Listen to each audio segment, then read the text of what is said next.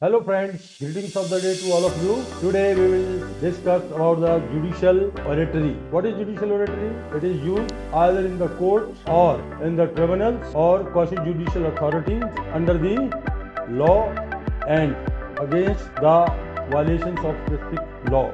Specific law refers to the codified law by the legislature or by executive legislature or in other forms. Other violations are under the common law.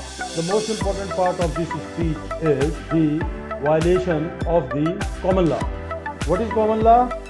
The common law is the traditional understanding of right and wrong shared among all civilized nations, standard of civilized behavior including respect for the elders, for suppliants and for women and the right of self-defense. These are based on the natural principle. This usage of common law should not be confused with common law in the Anglo-American tradition, which is the law of precedent and equity as established by judicial precedents. In the next video, we may discuss about the amplification of the subjects in the court, because in the judicial oratory, the audience is a judge or an administrator or other quasi-judicial authorities. Dear friends, if you don't understand anything, you can give your comments